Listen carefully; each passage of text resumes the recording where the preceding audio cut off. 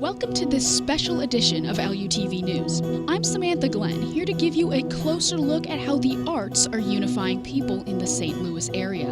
Whether it be through song, dance, acting, or other artistic expression, there's no doubt that the arts have the power to connect the community. In this episode, you'll hear from the proud owner of a popular dance venue. Everyone in St. Louis's grandparents and parents all danced here, met here. A community leader who uses his talents to share powerful messages. To celebrate, yes, we have differences, but let's look at the commonalities. And a woman who inspires others by teaching her lifelong passion. You don't have to stop dancing and dancing well just because you are older. All this and more, up ahead.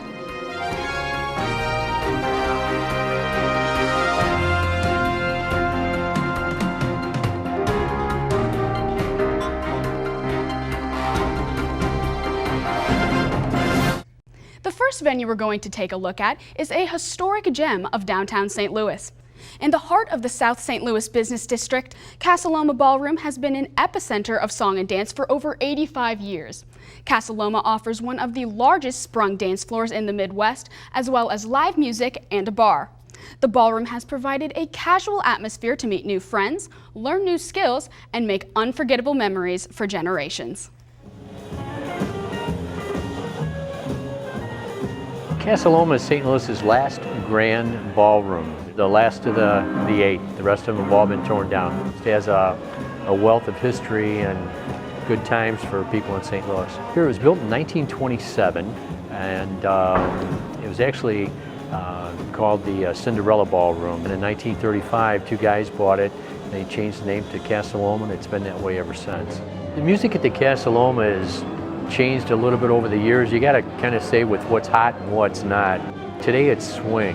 It's the old-time swing, the jitterbug swing. We have a wealth of swing bands in St. Louis, like Miss Jubilee and the Humdingers. The band got started by the drummer and myself. We were actually swing dancers. So we started off playing right here at Casa Loma. When we play out, we typically have drums, upright bass, guitar or piano, and then myself. And then there's also the horn section. Anything that swings, that has a good like shuffle kind of feel to, makes you want to get up and kind of do that rhythm too. It's fun to listen to our music and try to dance and express how the music makes you feel. I think it's interesting to see how people in fine arts can grow and learn together, as well as have fun and have a good time. So it definitely is a learning experience to do anything in the fine arts together. So even if you're not a great dancer, you can still have a good time. It attracts people who are really into something more unique and special in a social environment, where they really get to engage with other people, and also people who just want to have fun by doing that. In St. Louis in general, it really brings people together who have family members who have been here. Even myself, my grandma used to dance here. And it kind of makes you connect to other people in that regard. Well, I tell everybody, are your grandparents in town? They say yes. I go, call them up tomorrow and just say you were at the Casa Loma. They will be beaming over the phone, or if you see them in person, they'll probably give you a big hug, because averaging 2,000 people a night, everyone in St. Louis's grandparents all danced here, met here, stories that go on and on. It hasn't changed. It's been that way forever. People from all over the country visit Casa Loma Ballroom to enjoy the historical atmosphere.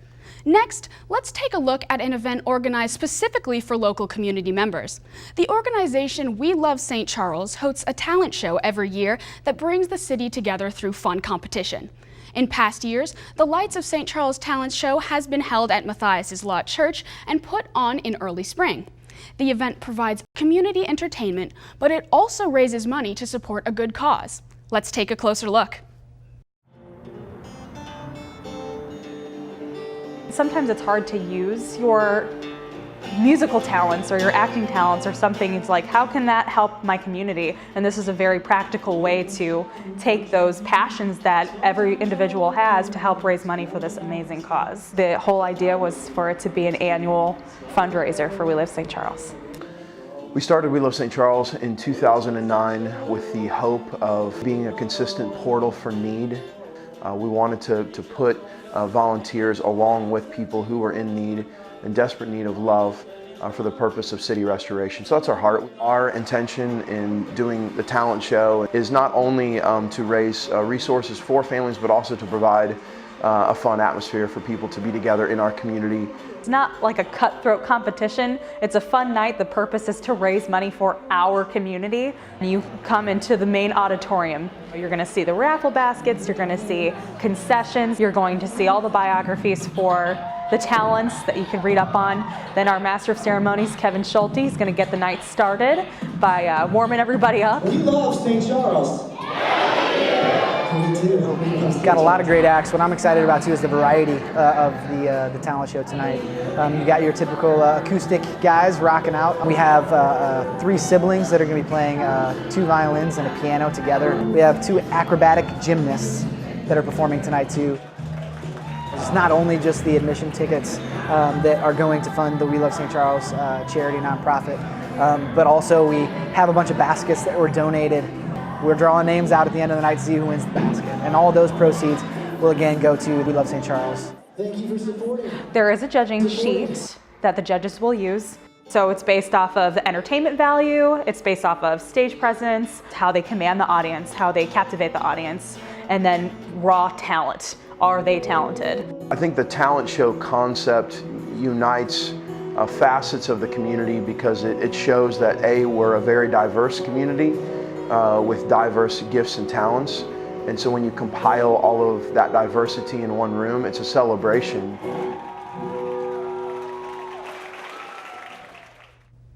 There's something special about a community coming together to appreciate individuals' unique artistic talents. Up ahead, I'll speak with one local artist who is passionate about using the arts to spread a message of unity. Dancer David Alexander shares ways he encourages community change throughout the area. Up next.